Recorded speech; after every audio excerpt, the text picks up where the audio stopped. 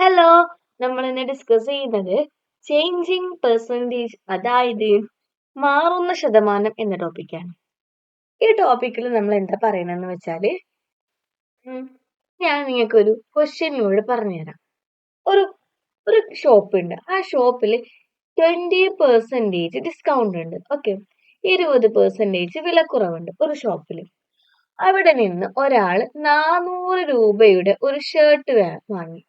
Okay, നിങ്ങൾ അങ്ങനെ വിചാരിക്കും കേട്ടോ, എന്ത് സാധനം വാങ്ങിയാലും അവിടെ 20% ഡിസ്കൗണ്ട് ആണ്. അപ്പൊ ഒരാൾ 400 രൂപയുടെ ഷർട്ട് വാങ്ങിയാൽ അയാൾ എത്ര രൂപ കൊടുക്കണം? അപ്പൊ നമ്മള് നേരത്തെയൊക്കെ ചെയ്തത് എങ്ങനെയായിരുന്നു? അത് കാണാൻ വേണ്ടിയിട്ട് 400 400 into 20 divided by 100 ചെയ്താൽ നമുക്ക് എത്ര രൂപ ഓഫർ ഉണ്ട് എന്ന് കിട്ടും ഈ 400-ന്. അപ്പൊ നമ്മള് ഇത് ഡിവൈഡ് ചെയ്യുന്ന സമയത്ത് നമുക്ക് എത്ര കിട്ടും? 80. ഓക്കെ, 80 രൂപ കിട്ടും. ഈ 80 രൂപ നമുക്ക് അവിടെ കുറച്ച് കൊടുത്താൽ മതി. അതായത് നമ്മൾ പിന്നെ ഈ ഷർട്ടിന് കൊടുക്കേണ്ട പ്രൈസ് എന്ന് പറയുന്നത് 400 മൈനസ് 80 ആയിരിക്കും. അതായത് 320 രൂപ. ഇത് ഇങ്ങനെയല്ലാതെ വേറെ ഏതെങ്കിലും രീതിയിൽ നമുക്കിത് ചെയ്യാൻ പറ്റുമോ? പറ്റും. എങ്ങനെ? നമുക്കിവിടെ 20 രൂപയല്ലേ ഓഫർ ഉള്ളത്. 400 രൂപയ്ക്കല്ലേ നമ്മൾ ഷർട്ട് വാങ്ങുന്നത്. 20 രൂപ ഓഫർ ഉള്ളത് ടോട്ടൽ 100% ആണ് ഉണ്ടാവുക. അത് നിങ്ങൾക്ക് അറിയാലോ. അതിൽ 20 രൂപ ഓഫർ ഉണ്ട് എന്ന് പറഞ്ഞാൽ 20 രൂപ നമ്മൾ കൊടുക്കേണ്ടതാണ്. അപ്പോ നമ്മൾ കൊടുക്കേണ്ടത് എത്രയായിരിക്കും? 100 മൈനസ് 20, അതായത് 80% നമ്മൾ അയാൾക്ക് വില കൊടുക്കണം ആണല്ലോ. 100% വിലയാണ് ഉള്ളത്, അത് 20% നമ്മൾ കൊടുക്കേണ്ട എന്ന് പറഞ്ഞാൽ നമ്മൾ കൊടുക്കേണ്ട പ്രൈസ് 80% ആയിരിക്കും. അപ്പൊ നമ്മൾ ഈ 400-ന്റെ 80% കണ്ടാൽ പോരെ. അതായത് 400 into 80 divided by 100 നമ്മൾ കണ്ടാൽ നമുക്ക് ആൻസർ നേരെ കിട്ടും. 400-നെ നമ്മൾ 100 കൊണ്ട് ഡിവൈഡ് ചെയ്യുമ്പോൾ നമുക്ക് 4 എന്ന് കിട്ടും. 4 into 80 ചെയ്താൽ നമുക്ക് 320 കിട്ടും. ദാറ്റ് മീൻസ് നമ്മൾ കൊടുക്കേണ്ട പ്രൈസ് 320. നമ്മളിവിടെ കണ്ടത് 80% ആണ് കണ്ടത്, 400-ന്റെ 80%.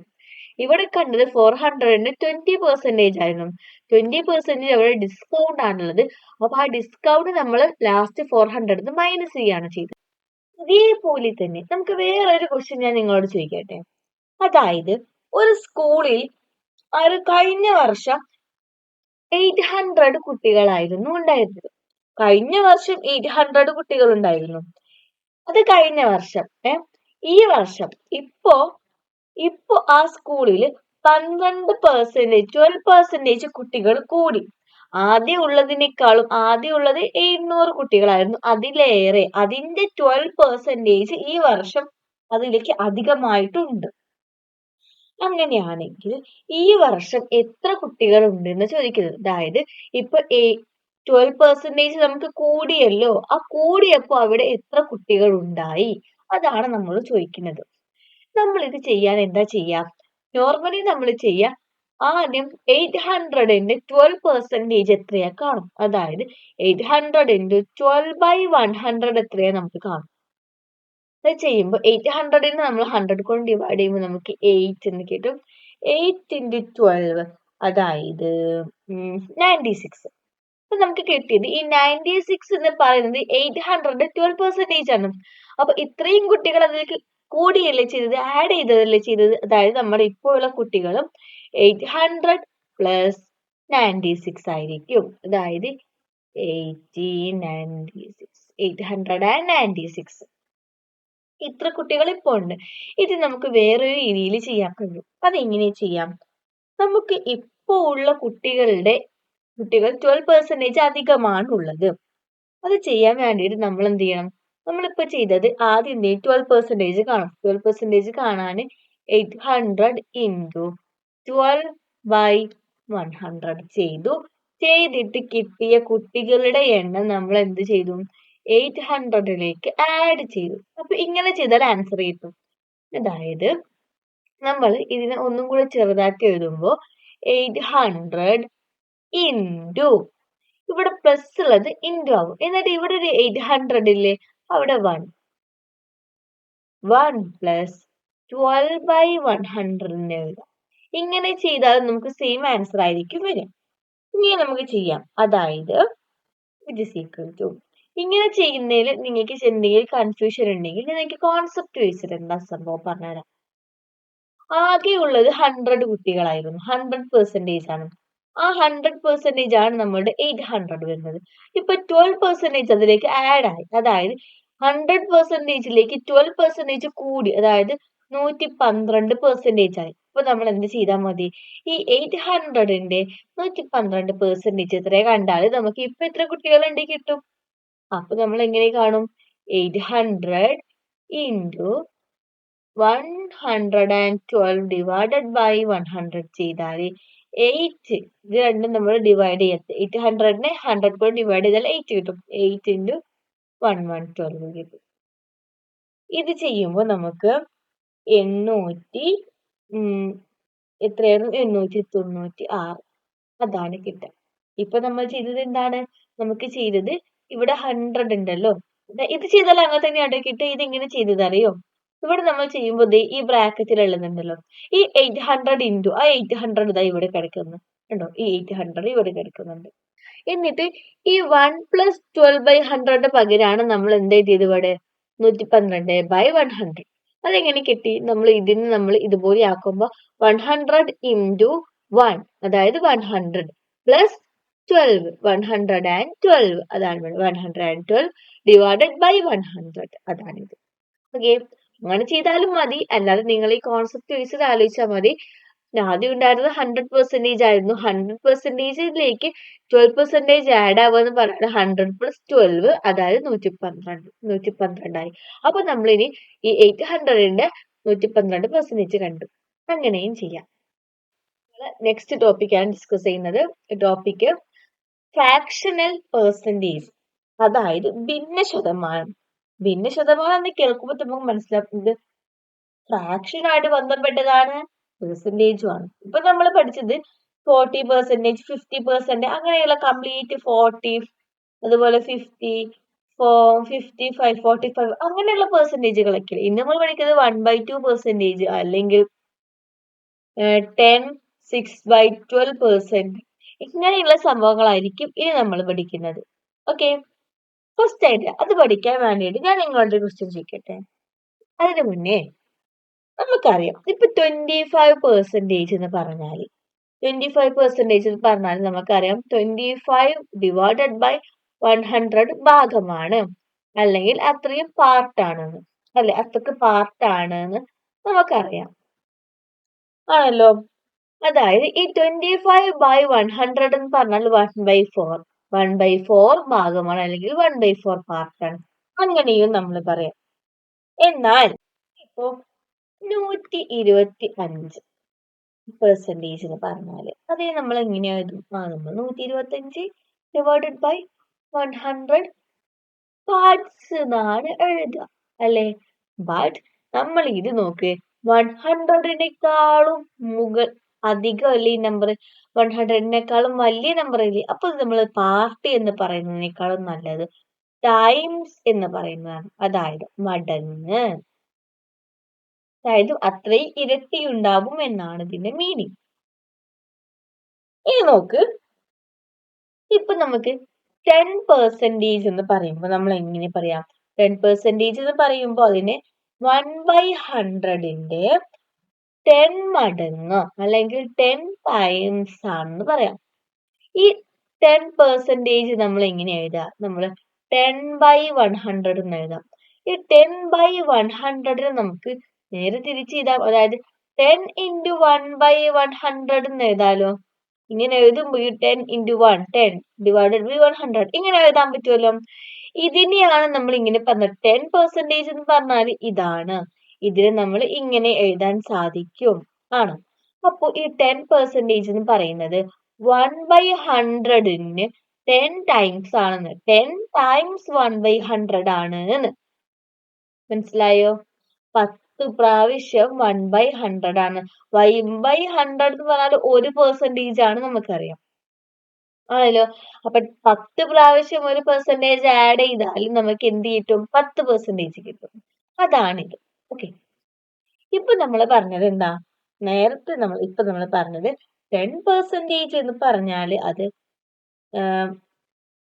1/100ന്റെ 10 ടൈംസ് ആണ് നമ്മൾ പറഞ്ഞു, അതായത് 10 മടങ്ങാണെന്ന്.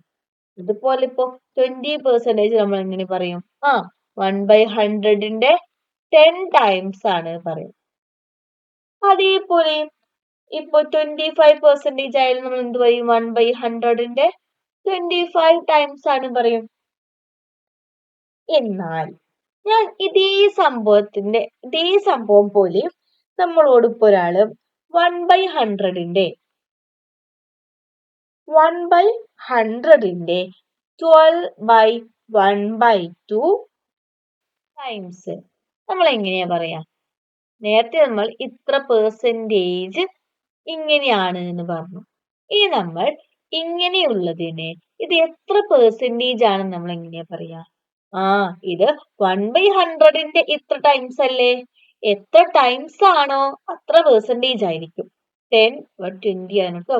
20 ടൈംസ് ആയപ്പോ 20%, 25 ടൈംസ് ആയപ്പോ 25%. അപ്പൊ ഇവിടെ 12/1/2 ടൈംസ് എന്ന് പറയുമ്പോൾ എത്ര പെർസെന്റേജ് ആയിരിക്കും? 1/100ന്റെ ആവണം കേട്ടോ. അപ്പൊ നമുക്കിത് 12/1/2 പെർസെന്റേജ് ആണ് പറയാം. അത്രയ്ക്ക് ശതമാനമാണെന്ന് നമുക്ക് പറയാൻ പറ്റുമല്ലോ. അതായത് ഇപ്പൊ നമ്മൾ നേരത്തെ പറഞ്ഞെന്താ വെച്ചത്? 1/100ന്റെ 12/1/2 എന്ന് 1/2 ടൈംസ് എന്ന് പറയുന്നത്, അത്ര മടങ്ങ് എന്ന് പറയുന്നത് 12/1/2 പെർസെന്റേജ് ആണ് പറഞ്ഞു. അതായത് ഇതിന് നമുക്ക് 1/100 into 12/1/2 പെർസെന്റേജ് 1/2 എന്ന് പറയാലോ. ആണ് അല്ലേ? എന്തുകൊണ്ട്? നമ്മള് 10% എന്ന് പറഞ്ഞാല് 1/100 into 10, അതായത് 10 into 1/100 എന്നൊക്കെ പറഞ്ഞല്ലോ. ഇങ്ങനെയൊക്കെ ചെയ്യാം 10% പറഞ്ഞല്ലോ. അതുപോലെ ഈ 12/1/2 പെർസെന്റേജ് നമുക്ക് 1/100 into 12 എത്ര പെർസെന്റേജ് ആണോ അത്രയ്ക്ക് ഇന്ന് എഴുതി വെക്കാം. അങ്ങനെ നമ്മൾ ഇത് എഴുതി വെച്ചാല്, അതായത് ഇതിന് നമ്മൾ ഒന്നും കൂടെ സിംപ്ലിഫൈ ചെയ്യുകയാണെങ്കിൽ നമുക്ക് എന്ത് പറയാം? ഈ 1/100ന് അതുപോലെ ഇത് 1/100 ഇൻറ്റും 12 1/2 നമുക്ക് എങ്ങനെ എഴുതാം? 12 1/2 എന്ന് നമ്മൾ ഇതാ, ഈ 12 1/2നെ നമുക്കൊന്ന് മാറ്റിയിട്ട് 12 into 2, അതായത് 12 into 2 plus 1 divided by 12 divided by 2 ഇങ്ങനെ എഴുതാൻ പറ്റും. അതായത് 24 plus 1 25 divided by 2 എന്നാണ് അത് വരിക. അപ്പോൾ നമുക്ക് അതുപോലെ ഇതിനെ നമുക്ക് മാറ്റി എഴുതാം. അതായത് 25/2 എന്ന് എഴുതി. ഇപ്പൊ കിട്ടിയിട്ടുള്ള ഈ 25/2 1/100 into 25/2 നമുക്ക് എങ്ങനെ, ഈ 100നെയും 25നെയും നമ്മൾ ഡിവൈഡ് ചെയ്യുമ്പോൾ നമുക്ക് എത്ര കിട്ടുക? 4 എന്ന് കിട്ടും. അപ്പൊ ഇവിടെ 4. ഇപ്പൊ 1/4 into 1/2 1/4 into 1/2 എന്ന് പറഞ്ഞാൽ എത്രയാ? 1/8. നമുക്കത് 1/8 ആണെന്ന് പറയാം. അതായത് ഇപ്പൊ നമുക്ക് ഈ കിട്ടിയിട്ടുള്ള 1/8 എന്ന് പറയുന്നത് 1/2 പെർസെന്റേജ് എന്നാൽ 1/8 പാർട്സ് ആണ് എന്ന് പറയാം. ഓക്കെ അല്ലേ? അതായത് അത്രയും ഭാഗമാണെന്നാണ് നമുക്ക് കിട്ടിയിട്ടുള്ളത്. ഇനി ഇതേപോലെ തന്നെ വേറൊരു കണക്ക് ഞാൻ നിങ്ങളോട് ചോദിക്കട്ടെ. അതായത് അതിന് മുന്നേ ഉണ്ടല്ലോ ഈ 12 1/2നെ നമുക്ക് നോക്കി 12 ഈ 1/2നെ നമുക്ക് 0.5 എഴുതില്ലോ. 12.5% എന്നൊക്കെ എഴുതാട്ടോ. അതൊന്നും ഒരു പ്രശ്നവുമില്ല. അങ്ങനെയൊക്കെ നമുക്ക് വേണമെങ്കിൽ എഴുതാം. നിങ്ങൾക്ക് ഇനി കൺഫ്യൂഷൻ വേണ്ട, അങ്ങനെ എഴുതാൻ പറ്റുമെന്നും കൺഫ്യൂഷൻ അടിക്കേണ്ട. നോക്ക്, ഈ 33 1/3% എന്ന് പറഞ്ഞാല് അത് എത്രയായിരിക്കും? അതെന്ന് പറഞ്ഞാല് 1/100ന്റെ 33 1/3 ആയിരിക്കും. ആണല്ലോ. അപ്പൊ ഇത് നമ്മൾ ചെയ്യാം. 33 1/3% എന്ന് പറഞ്ഞാല് 1/100ന്റെ 33 1/3 ആയിരിക്കും അല്ലേ? അതായത് ഇതിന് നമ്മൾ ചെയ്യുന്ന സമയത്ത് 1/100 അതുപോലെ എഴുതി ഇൻറ്റു ഇതിന് നോർമൽ ഒരു ഫ്രാക്ഷൻ ആക്കിയിട്ട് മാറ്റാം.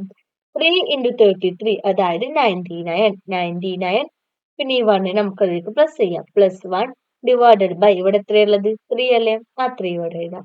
ഇറ്റ്സ് ഈക്വൽ ടു 1/100 ഇൻറ്റു 100/3 ല്ലേ? 100/3 ഇറ്റ്സ് ഈക്വൽ ടു ഈ 100ഉം ഈ 100ഉം നമ്മൾ ഡിവൈഡ് ചെയ്യുമ്പോൾ അത് 100 ആണ്. നമ്മൾ 100 കൊണ്ട് ഡിവൈഡ് ചെയ്യുമ്പോൾ 1 വരും. അപ്പൊ നമുക്ക് ആൻസർ കിട്ടുക 1/3 എന്നാണ്. ഈ കിട്ടിയിട്ടുള്ള 1/3 എന്ന് പറഞ്ഞാൽ ഇത്ര പെർസെന്റേജ് എന്ന് പറഞ്ഞാൽ ഇതാണ്.